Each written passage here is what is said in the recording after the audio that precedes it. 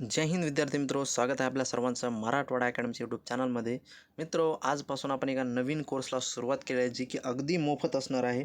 त्यामध्ये संपूर्ण GSचा पोर्शन आपण या ठिकाणी कव्हर करणार आहोत. येणाऱ्या सर्व परीक्षेच्या दृष्टिकोनातून हे जे लेक्चर सिरीज असणार आहे अतिशय महत्त्वपूर्ण असणार आहे. त्यामुळे तुम्ही हे संपूर्ण लेक्चर कंटिन्यू करणं अगदी गरजेचं आहे. संपूर्ण परीक्षेमध्ये मित्रो GS हा पोर्शन असतो, त्यामध्ये तुम्हाला मार्क आउट ऑफ मिळवण्यासाठी ही लेक्चर सिरीज महत्त्वपूर्ण असणार आहे. आणि आपण तलाठी भरती संदर्भात या ठिकाणी 50 गुण तुम्हाला GSसाठी असणार आहे. ते 50 पैकी मिळवण्यासाठी या ठिकाणी संपूर्ण लेक्चर सिरीज आपण घेऊन आलेलो आहोत. आजचा विषय आहे भारतीय राज्यघटना, तेही अगदी TCS आणि IBPS नुसारच असणार आहे. TCS आणि IBPS जे 25 प्रश्न तुम्हाला येणार आहेत तलाठी भरतीमध्ये, त्यापैकी 4 ते 5 प्रश्न हे इंडियन पॉलिटीवर विचारत असतं. त्यामुळे आपण आजचा विषय हा भारतीय राज्यघटना अभ्यासणार आहोत. याबरोबरच इतिहास, भूगोल, करंट अफेअर्स याचे देखील व्हिडिओ तुम्हाला इथून पुढे मिळत जाणार आहेत. त्यामुळे चॅनलवर तुम्ही आलात असाल तर चॅनलला नक्कीच सबस्क्राईब करा. चला, मी तुमचा जास्त वेळ न घेता विषयाला सुरुवात करतो. तर आपण या ठिकाणी आज भारतीय संविधान अभ्यासत आहोत. तर या ठिकाणी थोडक्यात आपण शॉर्टमध्ये भारतीय संविधानाची ऐतिहासिक पार्श्वभूमी बघूया. नंतर आपण मेन कंटेंटवर येऊया. त्यामध्ये तुम्ही थेरी झाल्याच्या नंतर आपण एक स्पेशल MCQचं एक सेशन घेऊया, ज्यामध्ये तुम्ही सेकंदात अगदी उत्तरे देऊ शकाल. अशाप्रमाणे या ठिकाणी आपण माहिती आज बघूया. बघा, सर्वप्रथम भारतामध्ये संविधान सभेची मागणी करण्यात आली, बरोबर आहे. याच्या अगोदरही ब्रिटिश कायदे भारतामध्ये होते, जे की 1784चा ॲक्ट असेल, 1935चा कायदा असेल, भारत स्वातंत्र्याचा कायदा 1947 असेल. पण तो पॉलिटीमध्ये अभ्यासण्याच्या ऐवजी आपण तो इतिहासमध्ये अभ्यासूया, जेणेकरून तो इतिहासचा भाग तुम्हाला निश्चितच एकदम सोपा वाटू लागेल, बरोबर आहे. तर चला, आज आपला विषय पॉलिटी असल्यामुळे आपण फक्त पॉलिटीच्या दृष्टिकोनातून अभ्यास करूया. बघा, 1934मध्ये काय झालं. 1934मध्ये सर्वप्रथम भारतामध्ये 1934मध्ये बघा, सर्वप्रथम भारतामध्ये संविधानाची मागणी करण्यात आली. साम्यवादी चळवळीचे नेते होते, त्यांचं नाव या ठिकाणी लक्षात असणं गरजेचं आहे. MN रॉय यांनी भारतीय संविधानाची या ठिकाणी मागणी आपल्याला केली. कधी केली? 1934मध्ये, बरोबर आहे. त्याला लोकप्रिय करण्याचं काम या ठिकाणी पंडित जवाहरलाल नेहरू यांनी केलं.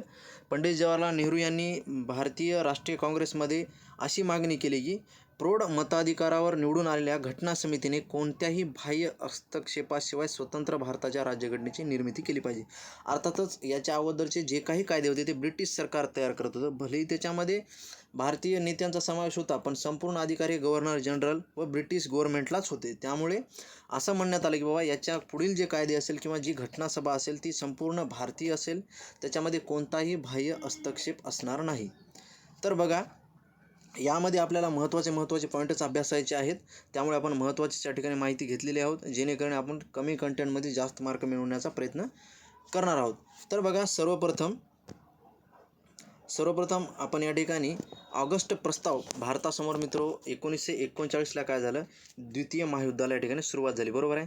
द्वितीय महायुद्धाला सुरुवात झाल्यानंतर भारताकडे अमेरिका, चायना आणि ऑस्ट्रेलिया सर्व देशाची नजर भारताकडे होते की बा भारतानेही या युद्धामध्ये सामील व्हावं, बरोबर आहे, सहभागी व्हावं. तर या सर्व देशांनी काय केलं, इंग्लंडवर दबाव टाकला, तुम्ही भारताला स्वातंत्र्य करा किंवा अथवा कशाही प्रकारे तुम्ही भारताला युद्धामध्ये सामील करून घ्या. तर ब्रिटिश सरकारनं काय केलं, एक प्रस्ताव मांडला भारतापुढे की तुम्ही जर युद्धामध्ये सामील झाला तर तुम्हाला एक संविधान सभा निर्माण करून देण्यात येईल आणि तुम्हाला संविधान निर्माण करण्यात येईल. पण भारतीय जनतेला याच्यावर संशय वाटत होता किंवा भारतीय नेत्याला यावर वाटत होता की या गव्हर्नमेंटचं काही आपल्यावर खरं नाही, की जेणेकरून आपण युद्धात सामील झालो तर हे काय आपले प्रस्ताव मान्य करतील किंवा न मान्य करतील. त्यामुळे भारतीयांनी काय केला, ऑगस्ट प्रस्ताव हा नाकारला. त्यानंतर बघा, 1942ला पुन्हा ब्रिटिश गव्हर्नमेंटने भारतामध्ये एक क्रिप्स मिशन नावाचं एक मिशन पाठवलं, ज्यामध्ये भारत जर दुसऱ्या महायुद्धात सामील झाला तर भारताला स्वातंत्र्य करण्यात येईल आणि घटना निर्मिती करण्यात येईल. तर क्रिप्स मिशन भारतामध्ये पाठवण्यात आलं. पण महात्मा गांधींनी या क्रिप्स मिशनला असं उद्देशलं की हा एक ज्याची बँक बुडाली आहे त्या बँकेचा हा चेक आहे, असं या ठिकाणी महात्मा गांधींनी या क्रिप्स मिशनला या ठिकाणी उद्देशून म्हटलं. ज्या बँकेचा चेक तुम्ही आम्हाला दिला आहे ती बँकच बुडालेली आहे, असं या ठिकाणी या कायद्याला, क्रिप्स मिशन या कायद्याला त्यांनी किंवा या मिशनला महात्मा गांधींनी असं म्हटलं आणि हा देखील मिशन, क्रिप्स मिशन नाकारण्यात आलं. शेवटी बघा, 1946ला कॅबिनेट मिशन भारतामध्ये आलं. आता ब्रिटिश गव्हर्नमेंटला कळलं की बाबा जास्त दिवस काय आपलं या ठिकाणी राज्य आपलं चालणार नाही, त्यामुळे 1946ला कॅबिनेट मिशन भारतामध्ये पाठवण्यात आलं आणि या कॅबिनेट मिशनचा उद्देश होता की संविधान सभेचे निर्माण करण्यासाठी आणि याच कॅबिनेट मिशननुसार भारतीय संविधान सभा गठीत झाली. त्यामुळे हे एवढं पोषण तुम्ही लक्षात ठेवणं गरजेचं आहे. Cabinet mission 1946. तर बघा आपण या ठिकाणी कॅबिनेट मिशन थोडक्यात बघा. या कॅबिनेट मिशनमध्ये 3 सदस्य होते. त्यापैकी एक होते Lord पॅन्थिक Lawrence, sir Stafford Cripps व A.V. अलेक्झांडर. ही त्रिसदस्यीय कॅबिनेट मिशन भारतात 24 मार्च 1946 रोजी आले. तुम्ही फक्त डेट जरी लक्षात ठेवलं तर गरजेचं आहे, 1946. त्यानंतर त्यांची योजना 16 मे 1946 रोजी प्रसिद्ध करण्यात आली. हिलाच मित्र त्रिमंत्री योजना देखील म्हटलं जातं. आपल्याला प्रश्न येऊ शकतो की कोणत्या मिशननुसार या ठिकाणी भारतीय संविधान सभेची निर्मिती करण्यात आली, तर ते मिशन होतं कॅबिनेट मिशन. लक्षात असू द्या, कॅबिनेट मिशन. तर या ठिकाणी 3 प्रस्ताव तुम्हाला महत्त्वात ठेवणं गरजेचं आहे. तर त्यापैकी सर्वात महत्त्वाचं आहे कॅबिनेट मिशन. तुम्ही या ठिकाणी लक्षात ठेवणं गरजेचं आहे, ज्यानुसार संविधान सभा गठीत करण्यात आली. तर बघा आता या ठिकाणी आपण संविधान सभा बघितली, तर घटना समितीची संविधान समितीची जी रचना आहे ती या ठिकाणी आपण थोडक्यात बघूया. जे कॅबिनेट मिशन भारतामध्ये आलं त्यांनी असं ठरवलं की घटना समितीत एकूण 389 सदस्य असतील.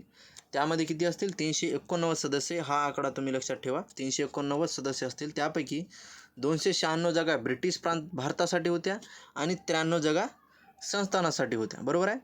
त्यापैकी प्रत्येक 10 लाख लोकसंख्येमागे एक सदस्य असणार होता. 10 लाख लोकसंख्येमागे एक सदस्य असणार होता. बरोबर आहे. त्यानंतर ब्रिटिश प्रांतांना दिलेल्या जागा मुस्लिम, शीख आणि सर्वसाधारण या 3 प्रमुख समुदायामध्ये त्यांच्या लोकसंख्येच्या प्रमाणात दिल्या जाणार होत्या. बघा, ब्रिटिश प्रांतांना ज्या जागा दिल्या होत्या त्या मुस्लिम, शीख आणि सर्वसाधारण या 3 समुदायामध्ये त्या जागा विभागल्या होत्या. आपल्याला विचारण्यात येतं कोणते 3 समुदाय होते? मुस्लिम, शीख आणि सर्वसाधारण. त्यानंतर बघा, प्रत्येक समुदायाचे प्रतिनिधी प्रांतिक विधिमंडळातील त्या समुदायाच्या सदस्यांनी निवडून द्यायचे होते व ही निवडणूक प्रमाणशीर प्रतिनिधित्व पद्धतीने एकल संक्रमणीय मतदान तत्वानुसार होणार होती. बघा, या ठिकाणी महत्त्वाचा पॉईंट आहे. तुम्ही ही बघा, ही निवडणूक जी होणार होती प्रमाणशीर प्रतिनिधित्व पद्धतीने एकल संक्रमणीय मतदान तत्वानुसार झाली. बरोबर आहे. त्यानंतर पाकिस्तानचा भाग असलेल्या प्रदेशातील मुस्लिम लीगचे सदस्य भारताच्या घटना समितीतून बाहेर पडले. त्यामुळे कॅबिनेट मिशन योजनेनुसार 1946 मध्ये ठरवलेली 389 संख्या 299 झाली. बघा, जेव्हा भारताची फाळणी होण्याच्या अगोदर 389 जे सदस्य होते, त्यानंतर भारताची फाळणी झाल्यानंतर 1946 मध्ये ही सदस्य संख्या झाली 299. याच्यावर प्रश्न येऊ शकतो. अगोदर किती होती? तर 389. नंतर किती झाली? 299. हे लक्षात असू द्या. जेव्हा भारताची फाळणी झाली, पाकिस्तानसुद्धा एक स्वतंत्र राष्ट्र निर्माण झाल्याच्या नंतर किती संख्या झाली आपली? 299. ती कमी होऊन. बरोबर आहे. तर बघा, या ठिकाणी संस्थानातील 93 जागासाठी आपले प्रतिनिधी सर्वसाधारण म्हणजे अर्थातच स्वतः निवडण्याचे ठरवले. संस्थानातील जे राजे होते त्यांना जे 93 जागा देण्यात आल्या त्यांनी त्यांचे प्रतिनिधी स्वतः निवडण्याचे ठरवले. त्यानंतर बघा, 296 जागासाठी निवडणुका जुलै 1947 मध्ये पार पडल्या. ज्या 3 समुदायामध्ये आपण विभागले त्या बघितलं, सामान्य, मुस्लिम आणि शीख. बरोबर आहे. त्यापैकी नंतर बघा, जुलै 1947 मध्ये जेव्हा निवडणुका पार पडल्या त्यामध्ये काँग्रेसने 208, मुस्लिम लीगने 43 आणि अन्य म्हणजे अर्थातच अदर 15 जागा यांनी निवडून आल्या. बरोबर आहे. हे एवढं काय तुम्हाला लक्षात ठेवणं गरजेचं नाही मित्रो. सर्वात जास्त जागा काँग्रेसच्या होत्या. त्यानंतर निवडणुका पार पडल्यावर मुस्लिम लीगला जागा कमी निवडून आल्यामुळे त्यांनी संविधान सभेच्या पहिल्या बैठकीवर बहिष्कार टाकला. त्याबरोबरच हैदराबादच्या निजामाने देखील बैठकीचा बहिष्कार केला व उपस्थित न राहण्याचे ठरवले. अर्थातच मित्रो, मुस्लिम लीग हा त्यावेळचा पक्ष होता. त्यांना काय झालं, संविधान सभेची जी निवडणूक होती त्यामध्ये जागा त्यांना कमी निवडून आल्या. त्यामुळे त्यांनी काय केलं, बैठकीला उपस्थित न राहण्याचं ठरवलं व त्यांनी बैठकीचा बहिष्कार केला. आणि ज्या जागा होत्या मित्र 299, त्यापैकी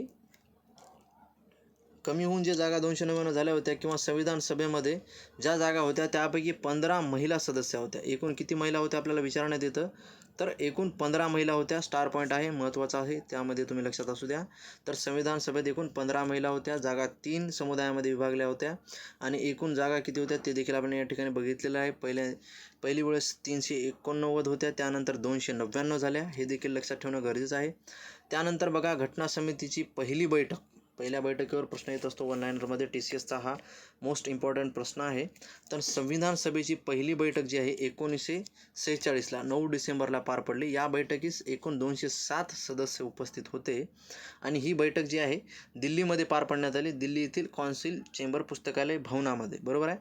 आणि या ठिकाणी हे प्रश्नामध्ये तुम्हाला थोडं कन्फ्यूज करण्याचा प्रयत्न केला जातो. पहिल्या बैठकीचे अध्यक्ष या ठिकाणी डॉक्टर सच्चिदानंद सिन्हा यांची हंगामी अध्यक्ष म्हणून निवड करण्यात आली. बघा, सच्चिदानंद सिन्हा यांची अस्थायी म्हणजे अर्थातच हंगामी अध्यक्ष म्हणून निवड करण्यात आली. आणि उपाध्यक्ष म्हणून फ्रँक अँथोनी, लक्षात असू द्या, फ्रँक अँथोनी हे पहिल्या बैठकीचे उपाध्यक्ष होते आणि पहिल्या बैठकीचे अध्यक्ष होते डॉक्टर सच्चिदानंद सिन्हा. आणि बैठकीची डेट होती 9 डिसेंबर 1946. एवढं लक्षात असू द्या. आणि हे अस्थायी होते हे देखील लक्षात असू द्या. त्यानंतर बघा दुसरी बैठक झाली 11 डिसेंबर 1946. बघा, पहिली बैठक 9 डिसेंबर, त्यानंतर एक दिवसाचा गॅप होता, त्यानंतर 11 डिसेंबर 1946. आणि यामध्ये डॉक्टर राजेंद्र प्रसाद यांना स्थायी अध्यक्ष म्हणून निवडण्यात आले, जे की आपल्याला मोस्ट इम्पॉर्टंट क्वेश्चन आहे. तर घटना समितीचे जे अध्यक्ष होते किंवा घटना सभेचे जे अध्यक्ष होते तर ते अध्यक्ष होते डॉक्टर राजेंद्र प्रसाद. आणि उपाध्यक्ष म्हणून TT कृष्णमाचारी तसेच HC मुखर्जी या दोघांची निवड करण्यात आली होती. तर एकंदरीत घटना समितीचे किती अध्यक्ष होते जर आपल्याला विचारलं तर अध्यक्ष होते 1 आणि उपाध्यक्ष होते 2. ते कोण होते बघा, TT कृष्णमाचारी आणि HC मुखर्जी, बरोबर आहे. हे लक्षात असू द्या, TT कृष्णमाचारी आणि HC मुखर्जी हे 2 उपाध्यक्ष होते. याच दुसऱ्या बैठकीत घटनात्मक सल्लागार म्हणून BN राव यांची निवड करण्यात आली. बघा, हे तिन्ही पॉईंट महत्त्वाचे आहेत. घटना समितीचे घटनात्मक सल्लागार म्हणून सर BN राव यांची निवड करण्यात आली. आय होप तुम्हाला ही एवढी माहिती कळाली असेल. ही स्लाईड महत्त्वाची आहे. पहिली बैठक महत्त्वाची आहे, त्यानंतर पहिले अध्यक्ष, त्यानंतर उपाध्यक्ष, त्यानंतर दुसऱ्या बैठकीचे अध्यक्ष, त्यानंतर दुसऱ्या बैठकीचे उपाध्यक्ष, हे या ठिकाणी लक्षात असणं गरजेचं आहे. यावरच तुम्हाला प्रश्न पाहावयास मिळतो. त्यानंतर बघा तिसरी बैठक 13 डिसेंबर 1946ला पार पडली. त्यामध्ये पंडित जवाहरलाल नेहरू यांनी उद्देश प्रस्ताव सादर केला. बघा, केव्हा केला, 13 डिसेंबर 1946ला. त्यामध्ये हाच प्रस्ताव पुढे चालून प्रस्तावनामध्ये घेण्यात आला, जो की पंडित जवाहरलाल नेहरू यांनी मांडला होता. नेहरूंनी सादर केला प्रस्ताव 22 जानेवारी 1947ला स्वीकार करण्यात आला. त्यानंतर घटना समितीचे सचिव, आपण अध्यक्ष उपाध्यक्ष या ठिकाणी बघितलं, तर आता या ठिकाणी सचिव कोण होते तर HV अय्यंगार या ठिकाणी सचिव होते आणि उपसचिव होते जुगल किशोर खन्ना. हे मित्रो स्टार पॉईंट आहे. जर एक्झामिनरला जर खूपच पेपर डीपमध्ये घेऊन जायचा असेल तर हा प्रश्न तुम्हाला येऊ शकतो. TCSमध्ये बऱ्याच परीक्षेमध्ये हा प्रश्न रिपीट झालेला आहे सेंट्रल गव्हर्नमेंटच्या, त्यामुळे आपण हा प्रश्न या ठिकाणी ॲड केला आहे ही माहिती. त्यानंतर बघा घटना समितीचे सचिव विचारल्यास घटना सभेचे सचिव म्हणल्यास HV अय्यंगार आणि उपसचिव म्हणल्यास जुगल किशोर खन्ना. त्यानंतर बघा भारतीय घटनेमध्ये विविध बदल होत गेले. त्यानुसार बघा 15 ऑगस्ट 1947ला भारत स्वातंत्र्य झाल्यानंतर पाकिस्तानसुद्धा एक वेगळे राष्ट्र निर्माण झाले व या फाळणीमुळे 389 जागा होत्या त्या कमी होऊन 299 झाल्या. यापूर्वी आपण हे कन्सेप्ट बघितलेले आहेत. सुरुवातीला 389 होत्या, नंतर किती झाल्या 299 झाल्या, बरोबर आहे. आता त्याबरोबरच घटना समितीची रचना आपण या ठिकाणी बघितली. आता घटना समितीने कार्य कशा प्रकारे केले, कोणकोणते कार्य केले हे थोडक्यात आपण अभ्यासूया. तर मे 1949मध्ये घटना समितीने भारताच्या राष्ट्रकुल सदस्यत्वाला मान्यता दिली आणि 22 जुलै 1947 रोजी घटना समितीने राष्ट्रीय ध्वज स्वीकृत केला. 22 जुलै 1947ला राष्ट्रीय ध्वज स्वीकृत केला, ज्याची डिझाईन पिंगली व्यंकय्या यांनी तयार केलं. नाव लक्षात असू द्या, पिंगली व्यंकय्या यांनी भारतीय राष्ट्रध्वजाचा डिझाईन बनवला होता. त्यानंतर 24 जानेवारी 1950ला घटना समितीने राष्ट्रगीत स्वीकारले. त्यानंतर 24 जानेवारीलाच 1950ला समितीने राष्ट्रगान स्वीकृत केले. हे 2 डेट देखील महत्त्वाचे आहेत. त्यानंतर ही डेट देखील महत्त्वाची आहे. त्यानंतर भारतीय राज्यघटनेने 24 जानेवारी 1950 रोजी घटना समितीने राजेंद्र प्रसाद यांना भारताचे पहिले राष्ट्रपती म्हणून निवडून दिले किंवा निवड केली. बघा, 24 जानेवारी 1950ला भारताचे पहिले राष्ट्रपती म्हणून डॉक्टर राजेंद्र प्रसाद, जे की घटना समितीचे अध्यक्ष होते, त्यांना त्या ठिकाणी राष्ट्रपती म्हणून त्यांची नेमणूक करण्यात आली.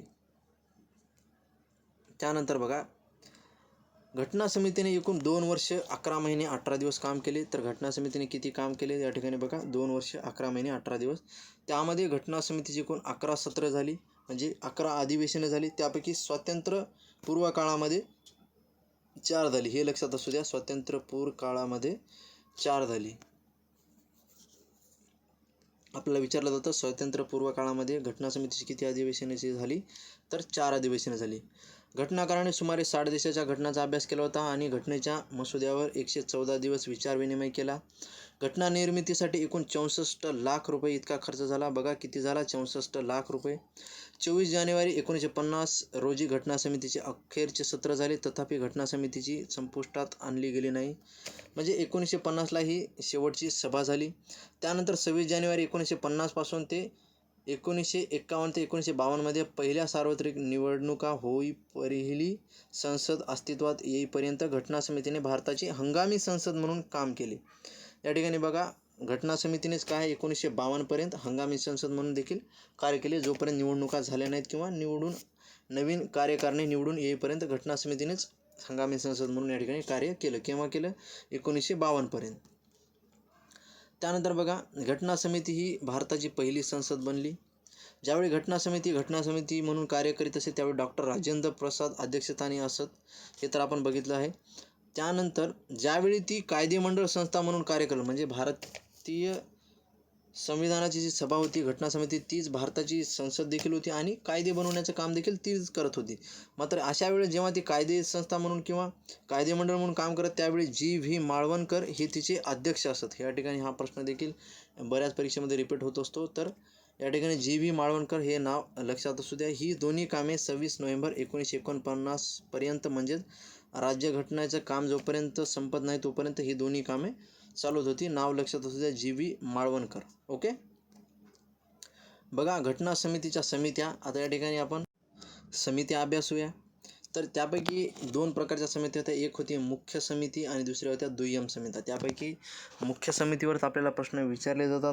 मोस्ट इम्पॉर्टंट ही जी कन्सेप्ट असणार आहे तिच्यावर तुम्ही लक्षात असू द्या. यामध्ये मी तुम्हाला जे सांगेल महत्त्वाच्या समित्या आहेत त्या तुम्ही लक्षात ठेवणं गरजेचं आहे. त्याच्यावर नक्कीच प्रश्न येत असतो. तर बघा, सर्वप्रथम पहिली समिती होती जी घटना समिती होती, विविध समित्याच्या अंतर्गत काम करत होती. त्यापैकीच काही महत्त्वाच्या समितीचा या ठिकाणी आपण समावेश केला आहे. सर्वात अगोदर होती संघराज्य अधिकार समिती आणि या संघराज्य अधिकार समितीचे अध्यक्ष होते जवाहरलाल नेहरू. त्यानंतर संघराज्यीय राज्यघटना समिती, तिचे अध्यक्ष देखील होते जवाहरलाल नेहरू. मित्र, फक्त संघराज्य एवढ्यावर लक्षात असू द्या, दोन्हीचे अध्यक्ष होते पंडित जवाहरलाल नेहरू. त्यानंतर प्रांतिक राज्यघटना समिती, सरदार वल्लभभाई पटेल हे होते प्रांतिक राज्यघटना समितीचे अध्यक्ष. त्यानंतर सर्वात महत्त्वाची आणि IMP अशी मसुदा समिती, जिचे अध्यक्ष होते डॉक्टर बाबासाहेब आंबेडकर. ही समिती आपण पुढे डीपमध्ये अभ्यासूयाच.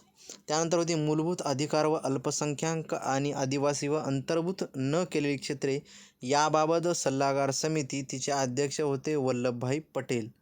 त्यानंतर कामकाज प्रक्रिया नियमन समिती, हिच्यावर प्रश्न येत असतो. मोस्ट इम्पॉर्टंट ही लक्षात असू द्या, डॉक्टर राजेंद्र प्रसाद. बघा, कोणती समिती? कामकाज प्रक्रिया व नियमन समिती. त्यानंतर संस्थाने समिती, संस्थानाबरोबर वाटाघाटी करण्यासाठी बनविण्यात आलेली समिती होती, तिचे अध्यक्ष देखील जवाहरलाल नेहरूच होते. त्यानंतर ही देखील महत्त्वाची आहे, सुकाणू समिती, तिचे अध्यक्ष होते डॉक्टर राजेंद्र प्रसाद.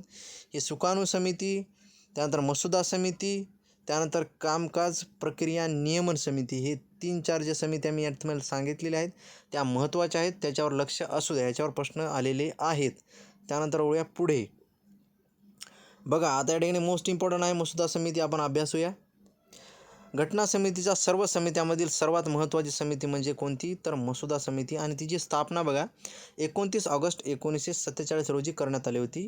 हिला नवीन राज्यघटना बनवण्याचे काम या समितीकडे सोपविण्यात आले होते. आणि हिच्यामध्ये किती होते? तर एकूण 7 सदस्य होते. आपल्याला विचारण्यात येतं मसुदा समितीमध्ये अध्यक्ष कोण होते? तर डॉक्टर बाबासाहेब आंबेडकर. किती सदस्य होते? 7 सदस्य होते. आणि उपाध्यक्ष कोण होते? या ठिकाणी हे देखील लक्षात असू द्या, तर सईद मोहम्मद सादुल्ला हे उपाध्यक्ष होते. पहिले सदस्य आहेत जे की अध्यक्ष होते डॉक्टर B.R. आंबेडकर. त्यानंतर N. गोपालस्वामी अय्यंगार. त्यानंतर कृष्णस्वामी अय्यर. त्यानंतर डॉक्टर K.M. मुन्शी. त्यानंतर सईद मोहम्मद सादुल्ला. त्यानंतर N. माधवराव.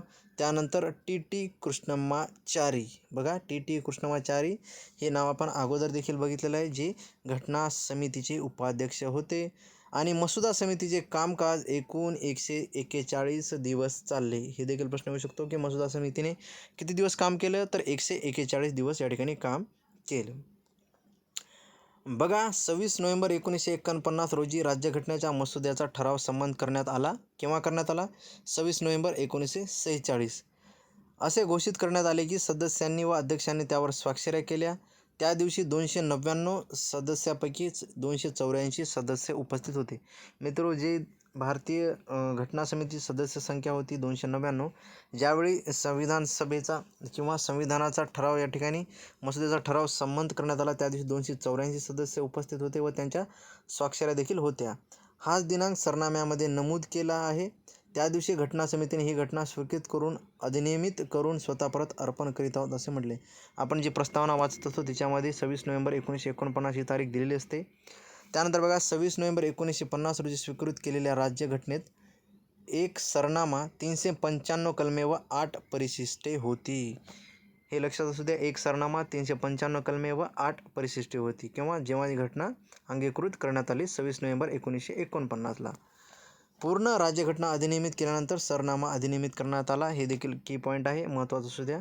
आधी संपूर्ण घटना अधिनियमित करण्यात आली, त्यानंतर सरनामा अधिनियमित करण्यात आला. बघा संविधानाच्या मसुद्यावर एकूण 3 वाचने झाली. बघा संविधानाचा जो मसुदा तयार केला होता डॉक्टर बाबासाहेब आंबेडकर, जे की मसुदा समितीचे अध्यक्ष होते, त्याच्यावर एकूण 3 वाचने झाली. त्याच्यानंतर काही त्याच्यामध्ये महत्त्वाच्या दुरुस्त्या करण्यात आल्या. जनतेला देखील या ठिकाणी कालावधी देण्यात आला महत्त्वाच्या सूचना किंवा महत्त्वाच्या तरतुदी सुचवण्यासाठी. त्यानंतर त्यामध्ये 3 वाचने झाली, हे लक्षात असू द्या. 26 नोव्हेंबर 1949 रोजी संविधान अंगीकृत करण्यात आले व त्या दिवशी हे बघितलं आपण मित्र, आता 284 सदस्याच्या ठिकाणी सह्या होत्या. आणि हे पॉईंट महत्त्वाचा आहे, 284 पैकी 8 महिला उपस्थित होत्या. ज्या दिवशी संविधान अंगीकृत करण्यात आले किंवा स्वीकृत करण्यात आले, 8 महिला सदस्य उपस्थित होत्या. संविधान निर्मितीसाठी 2 वर्ष 11 महिने आणि 18 दिवस यापूर्वी आपण बघितलेलं आहे. संविधान निर्मिती दरम्यान 11 अधिवेशने झाली, हे देखील बघितलेलं आहे. या ठिकाणी घटना समितीने 166 दिवस काम केले आणि मसुदा समितीने 141 दिवस काम केले. हे देखील असू द्या लक्षात, दोन्हीमधला डिफरन्स. घटना समितीने 166 दिवस आणि मसुदा समितीने 141 दिवस. बघा त्यानंतर संविधानाच्या मसुद्यावर एकूण 3 वाचने झाली, बघितलं. त्यानंतर भारतीय संविधान 26 जानेवारी 1950ला लागू होईल असे कलम 394 मध्ये नमूद करण्यात आले आहे. जरी 26 नोव्हेंबर 1949ला या ठिकाणी अंगीकृत करण्यात आलं असेल, तरी संविधान हे 26 जानेवारी 1950ला लागू झालं, ज्या दिवशी आपण प्रजासत्ताक दिन म्हणून साजरा केला जातो. तर लक्षात असू द्या, त्या दिवशी भारत हा प्रजासत्ताक झाला, त्या दिवशी संविधान लागू करण्यात आलं 26 जानेवारी 1950ला. त्यानंतर भारताचे संविधान असे संक्षिप्त नाव 393 मध्ये देण्यात आलेलं आहे. भारताचं संविधान असे संक्षिप्त नाव कलम 393 नुसार भारताचे संविधान असं देण्यात आलेलं आहे. संविधान सभेने हंगामी सदस्याच्या स्वरूपात 1952 पर्यंत कार्य केले. लक्षात असू द्या, 1952 पर्यंत आपण या ठिकाणी बघितलं, सार्वत्रिक निवडणुका होईपर्यंत संविधान सभेनेच या ठिकाणी हंगामी संसदेच्या स्वरूपात या ठिकाणी कार्य केलं आहे. तर मित्र, या ठिकाणी आपण आज थांबूया. आता ही जी काय आपण माहिती अभ्यासली आहे, हिच्यावर उद्या म्हणजे नेक्स्ट व्हिडिओमध्ये आपण संपूर्ण MCQ घेऊया, जेणेकरून तुमची संपूर्ण कन्सेप्ट क्लिअर होईल. आणि प्रश्नाचं स्वरूप जे असं असणार आहे, जे की मागील TCSने घेतलेले प्रश्न असणार आहे, त्याबरोबर कशा प्रकारचे प्रश्न येतील हे देखील प्रश्न आपण पहिल्या टॉपिकवर घेऊया, जेणेकरून तुम्हाला येणाऱ्या परीक्षेमध्ये प्रश्न सोडवण्याचा देखील सराव होईल आणि तुम्हाला इतर कोणत्याही प्रकारची तयारी करण्याची गरज या ठिकाणी पडणार नाही. तर आय होप, आशा करतो तुम्हाला हा आजचा जो लेक्चर आहे तो आवडला असेल. जर लेक्चर आवडला असेल तर व्हिडिओला लाईक करा आणि चॅनलला सबस्क्राईब करायला विसरू नका मित्र. तुम्हाला आमची टीम एवढ्या भरपूर चांगल्या प्रकारचा कंटेंट अवेलेबल करून देतच असते. त्यामुळे भेटूया पुढच्या व्हिडिओमध्ये. तोपर्यंत फक्त आणि फक्त अभ्यास करत राहा आणि भेटूया पुढच्या व्हिडिओमध्ये. जय हिंद, वंदे मातरम.